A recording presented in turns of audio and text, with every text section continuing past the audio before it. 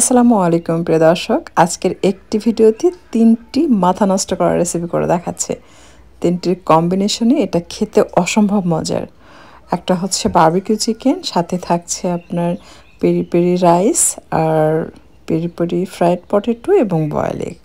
সব মিলিয়ে এতটাই মজার, একবার বানিয়ে খেলে এটার স্বাদ আপনি ভুলতে পারবেন না। পেরি পেরি সস তৈরি করার জন্য প্যানে প্রথমে দিয়ে দিলাম রসুন কুচি 2 টেবিল চামচের মতো, আর সেই সাথে অ্যাড করলাম পেঁয়াজ কুচি।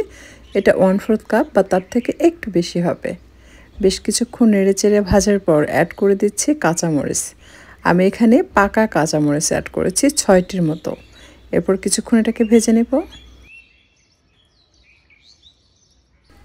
বেশ কিছুক্ষণ ভাজার পর অ্যাড করে দিচ্ছি পাকা টমেটো, মাঝারি সাইজের 2টি। টমেটো প্রথমে পানিতে একটু বয়ল করে নিয়েছি, তারপর ওপরে যে স্কিন রয়েছে সেটা ফেলে দিয়ে কিউব করে কেটে সেটা অ্যাড করেছি। স্বাদ মতো লবণ দিয়ে দিলাম, দিয়ে এটাকে ভেজে নিচ্ছি যেন টমেটোটা সফট হয়ে আসে। টমেটো সফট হয়ে আসার পর অ্যাড করে দিচ্ছি চিনি, 1 টেবিল চামচের একটু বেশি হবে। চিনি মিশিয়ে এটাকে অনবরত নেড়েচেড়ে একেবারে গুলিয়ে ফেলতে হবে।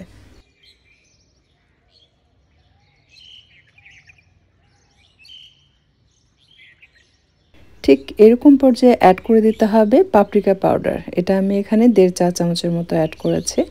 একদম হালকা আঁচে রেখে এটা অনবরত নেড়েচেড়ে মিশিয়ে নিতে হবে। চুলার তাপ কিন্তু কিছুতেই বাড়ানো যাবে না, তাহলে যেটা হবে যেটা দ্রুত পুড়ে যাবে। এই পর্যায়ে চুলা বন্ধ করে অ্যাড করে দিচ্ছি লেবুর উপরের খোসা বা স্কিন। গ্রেটারের সাহায্যে এভাবে গ্রেট করে নিতে হবে। শুধু গ্রিন অংশটা নেবেন, ভিতরে সাদা অংশ যেন না যায়, তাহলে কিন্তু তিতা লাগবে।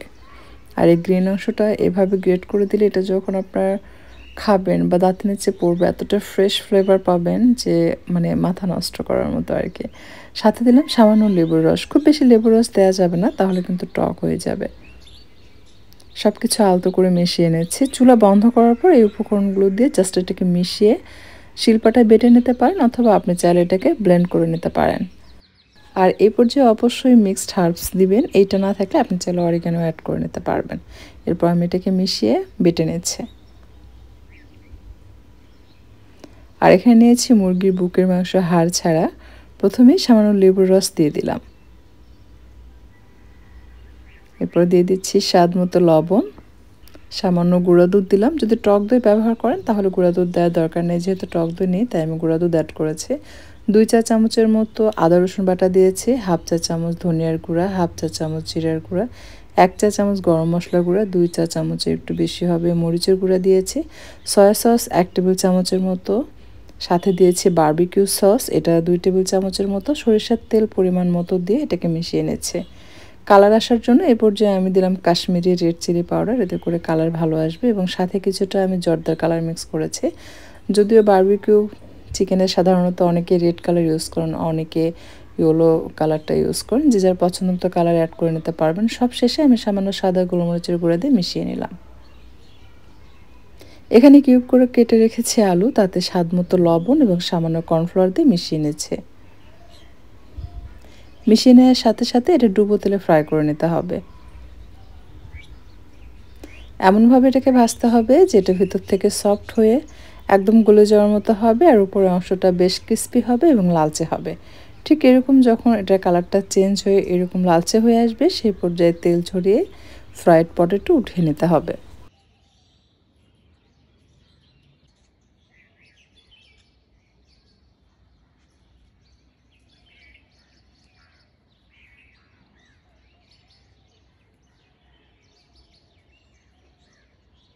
আলু ভাজার এই তেল অন্য একটি প্যানে নিয়ে নিচ্ছি বারবিকিউ চিকেন ফ্রাই করার জন্য।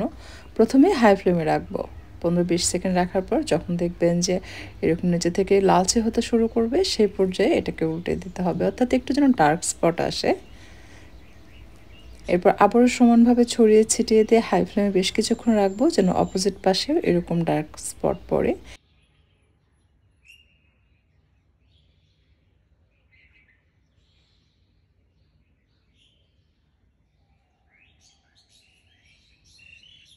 বেশ কিছুক্ষণ রাখার পর নিচের অংশ যখন এরকম ডার্ক স্পট পড়বে, সেই পর্যায়ে আবার উল্টিয়ে পাল্টিয়ে মিক্স করে নিতে হবে।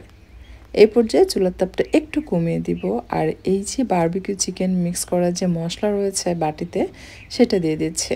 সাথে বাটি ধুয়ে একটু পানি অ্যাড করে দিলাম, দিয়ে অল্প তাপে রেখে এটাকে নেড়েচেড়ে কিছুক্ষণ ঢেকে রেখে এটাকে রান্না করে নিতে হবে। চিকেন সেদ্ধ হয়ে আসলে যখন মশলা এবং চিকেনটা একটু এরকম তেল ছাড়া ছাড়া হবে এবং বেশ মাখা মাখা থাকবে, সেই পর্যায়ে একটা কয়লার চুলায় মানে রেখে এটাকে জ্বালিয়ে লাল করে জ্বলে নিতে হবে। যখন এরকম জ্বলে উঠবে তখন সেটা চিকেনের উপরে দিয়ে সামান্য ঘি দিয়ে স্মোকি ফ্লেভার দিব। এতে করে এটার টেস্ট এতটাই ভালো আসবে, আপনি যখন এটা পেরি পেরি রাইসের সাথে খাবেন তখন এতটাই মজা পাবেন খেয়ে, জাস্ট মুখে দিয়ে আপনাকে বলতে হবে যে ওয়াও এত মজা। তো অবশ্যই এভাবে একবার বানিয়ে খেয়ে দেখবেন। আমি এটা রেস্টুরেন্ট স্টাইল আপনাদেরকে তৈরি করে দেখালাম। আসলে আমি রেস্টুরেন্টটা খেয়েছি বাট এতটা মজার ছিল না তাদের বারবিকিউ চিকেনটা।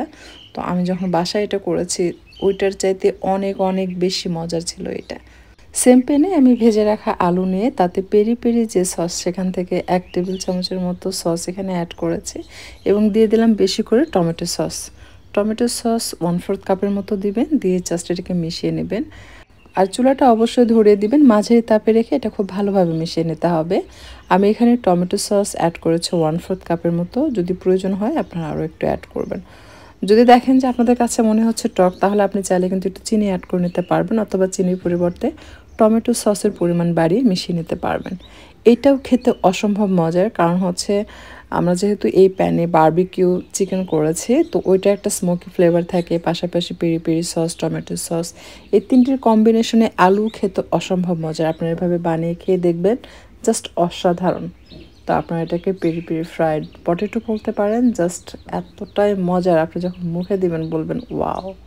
আর আলু ভাজার যে তেল ছিল সেই তেলে আমি প্রথমেই 2টো ডিম দিয়ে দিচ্ছি পেরি পেরি রাইস বানানোর জন্য। স্বাদ মতো লবণ এবং শুকনো মরিচের গুঁড়া দিয়ে দিচ্ছি, দিয়ে এটাকে ভেজে নিচ্ছে। তেলটা প্রথম পর্যায়ে একটু বেশি রাখবেন, তাহলে ডিম যখন এভাবে ঝুরি করে ভাজবেন একদম রেস্টুরেন্টের পেরি পেরি রাইস যেরকম হয়, যে একদম ডিমগুলো ছোট ছোট দানা দানা হয়ে যায়, ঠিক এরকম দানা দানা হবে। তেলের পরিমাণ কম হলে কিন্তু এরকম দানা দানা হবে না, এবং ওই ডিমটা ভাজি করলে যেটা হয় যে ডিমের একটা স্মেল আসে, বাট আপনি এভাবে বেশি তেলে যদি ভেজে নেন ডিমের স্মেল পাওয়া যায় না। দিয়ে দিলাম গাজর কুচি এবং ক্যাপসিকাম কুচি, দিয়ে এটাকে বেশ কিছুক্ষণ ভেজে নেব। বেশ কিছুক্ষণ ভাজার পর ঝালের জন্য অ্যাড করে দিচ্ছি কাঁচামরিচ কুচি। আমি এখানে 6 থেকে 7টি কাঁচামরিচ কুচি অ্যাড করেছি, কারণ এই কাঁচামরিচগুলো তেমন একটা ঝাল ছিল না। ঝাল যে যার স্বাদ মতো কমিয়ে বা বাড়িয়ে অ্যাড করে নিতে পারবেন।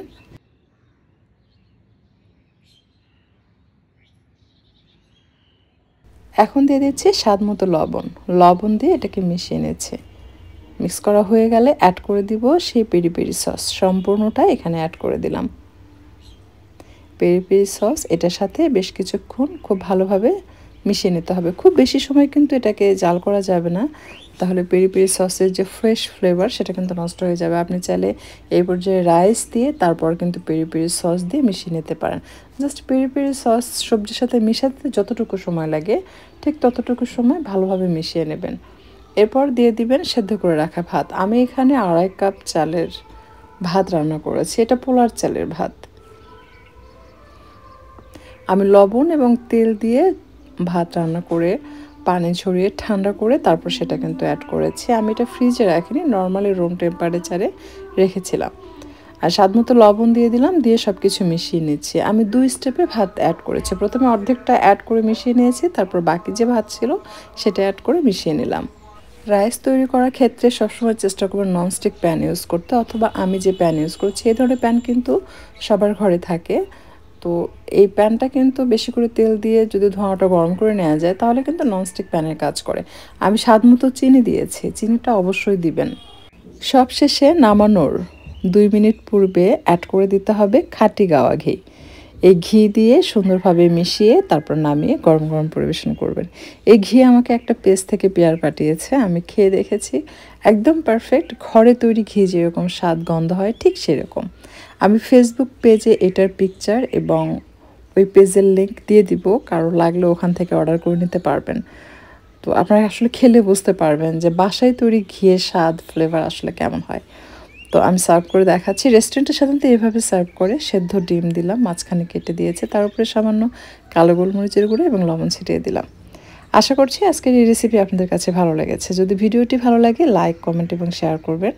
আর এরকমই সহজ আর মজার মজার ইউনিক সব রেসিপি পেতে আমার চ্যানেলটি সাবস্ক্রাইব করে নিয়মিত চ্যানেলের সাথে থাকবেন আশা করছি। আজকের মতো এ পর্যন্ত, আর কথা বাড়াচ্ছি না। আপনাদের সকলের সুস্বাস্থ্য কামনা করে বিদায় নিচ্ছি। সবাই ভালো থাকবেন আর রেসিপি অবশ্যই শেয়ার করে রাখবেন যদি ট্রাই করতে চান, যেন সহজে আপনার খুঁজে পেতে সুবিধা হয়।